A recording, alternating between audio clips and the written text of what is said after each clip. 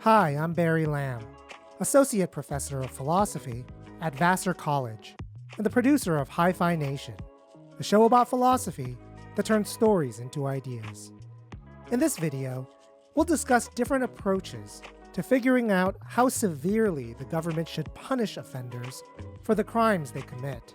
In 2004, a 39-year-old man was caught shoplifting 2 Michael Jordan jerseys worth a total of $120. In Louisiana, thefts over $100 are felonies. Because he committed a felony, the man is now serving a sentence of life without the possibility of parole. This doesn't seem just. But how do we determine the proper length or severity of a punishment for a crime? The answer to this question depends on what you think justifies punishment in the first place.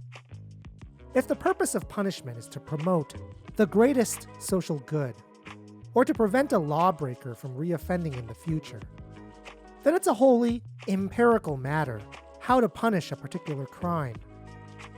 So, what does the research show? It turns out that statistically, the typical murderer is someone who kills a close family member or acquaintance in the heat of the moment. Given the nature of this crime, the risk of punishment doesn't seem to effectively deter it. And no punishment, no matter how severe, prevents these offenders from committing similar crimes later, because it's rare for them to reoffend like this anyway. So as a means to social good, or the prevention of future crime, the punishment for murders of this kind shouldn't be very severe, and may not be justified at all. On the other hand, imagine a serial candy thief who can't or won't change her behavior, even though she keeps getting increasingly long prison sentences.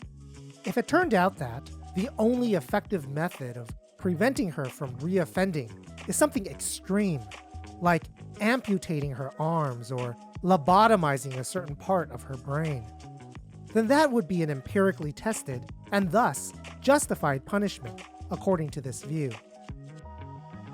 But neither of these punishments seem fitting. Punishment that seem too extreme or too light relative to the crime are seen as unfair and unjust.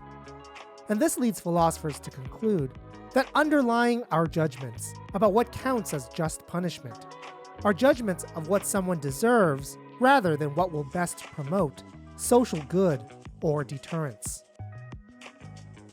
We want murderers and thieves to get what they deserve, no more and no less. The empirical considerations as to what does or doesn't work for deterrence or rehabilitation are secondary, if they're relevant at all. Giving someone what they deserve means being guided by moral considerations of proportionality. The punishments must fit the crimes. And there are 2 ways justice systems try to determine which punishments fit which crimes. The first is what guides some societies to judge that the death penalty is a fitting punishment for the crime of murder, or that caning is a fitting punishment for unjustified assault. Inflict on the perpetrator a harm proportionate to the harm they inflicted on their victim.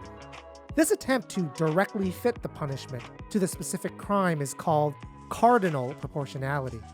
Justice is a matter of inflicting proportionate harm on the offender. The problem is that, for many crimes, returning proportionate harm seems deeply unjust or simply makes no sense. For instance, punishing a kidnapper by kidnapping their child does not strike many people as justly proportionate punishment. And it's not clear what exactly it would mean to return comparable harm to the offender for crimes like jaywalking or illegally assembling on public property. The second way to calculate proportional punishment is called ordinal proportionality. These theories begin by ranking crimes on a list, from most to least heinous. There's widespread agreement, for example, that murder is worse than assault, which is itself worse than candy theft.